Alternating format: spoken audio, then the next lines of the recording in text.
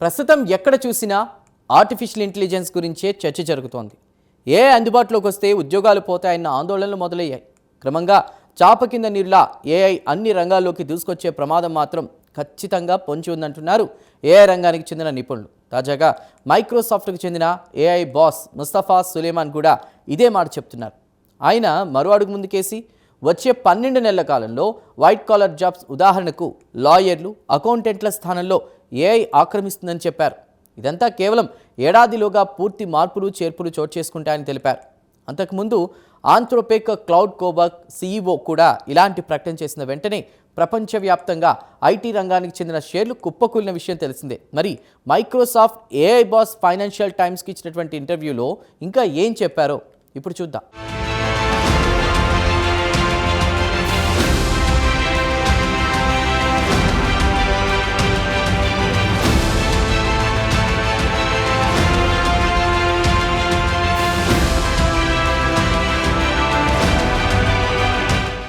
ప్రపంచవ్యాప్తంగా ఎక్కడ చూసినా ఆర్టిఫిషియల్ ఇంటెలిజెన్స్ గురించే చర్చ జరుగుతోంది.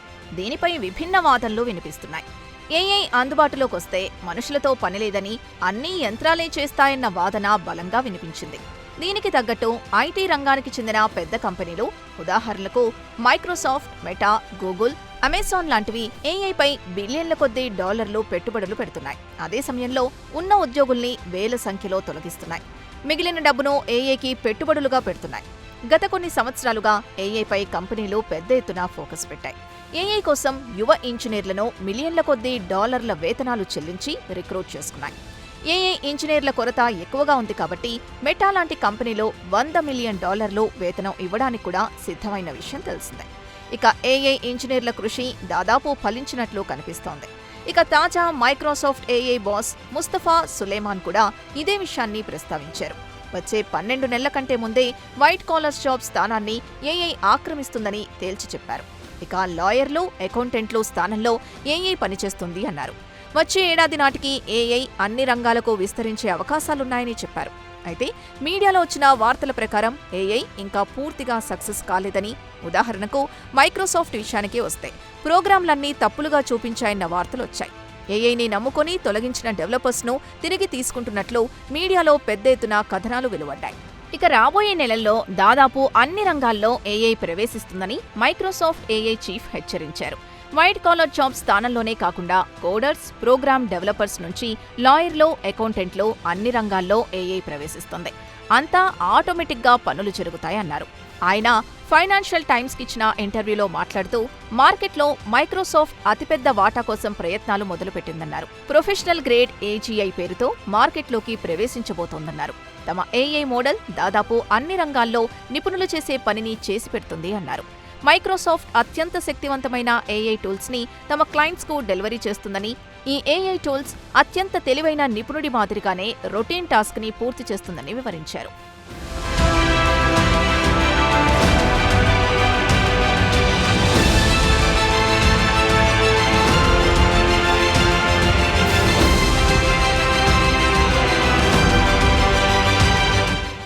ఏఐ పూర్తి స్థాయిలో అందుబాటులోకి వచ్చిన తర్వాత భవిష్యత్తులో వర్క్ ఫోర్స్లో సమూలమైన మార్పులు చోటు చేసుకుంటాయన్నారు. ఇక మరో ప్రమాదకరమైన అంశం కూడా ఆయన చెప్పుకొచ్చారు.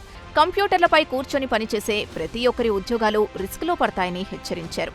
ముఖ్యంగా వైట్ కాలర్ జాబ్స్ అంటే కంప్యూటర్ ముందు కూర్చొని పనిచేసే లాయర్లు, అకౌంటెంట్లు, ప్రాజెక్టు మేనేజర్లు, మార్కెటర్ల ఉద్యోగాలు ప్రమాదంలో పడతాయని చెప్పారు. వచ్చే 12 నుంచి 18 నెలల కాలంలో అంతా ఆటోమేటెడ్ అవుతుందని బలంగా చెప్పారు. ఇక మైక్రోసాఫ్ట్ ఏఐ బాస్ సులేమాన్ కమెంట్ల కంటే ముందే దాదాపు అన్ని పెద్ద కంపెనీలు కూడా ఏఐకి మారిపోయిన విషయం తెలిసిందే.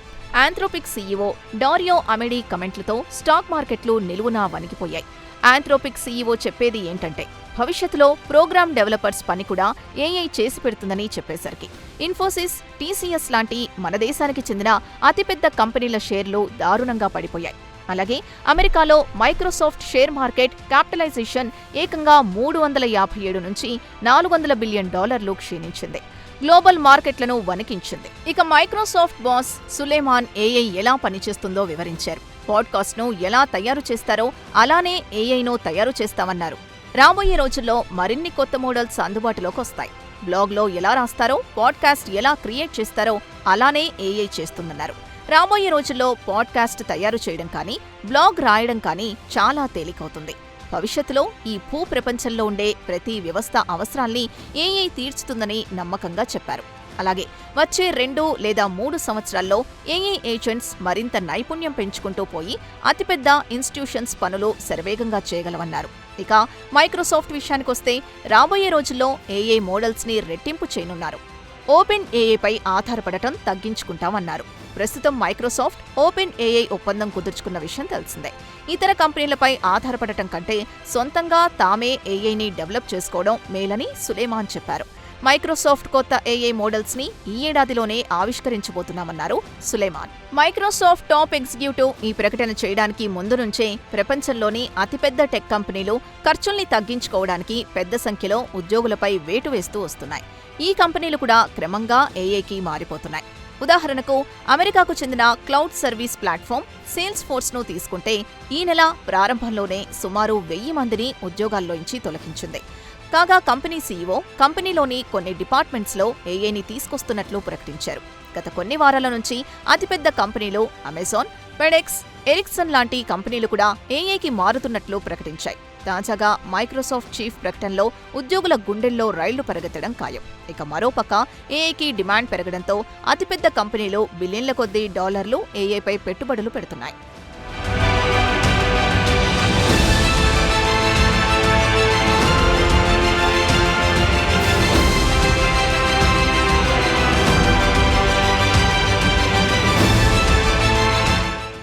ఇక ఆంథ్రోపిక్ కూడా ఏఐ ప్లాట్ఫామ్ కోసం సుమారు $30 బిలియన్ సేకరించింది.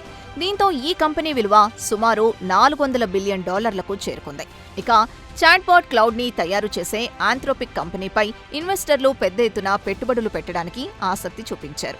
ఇక ఆంథ్రోపిక్ సొంతంగా ఏఐ కంపెనీని స్థాపించింది.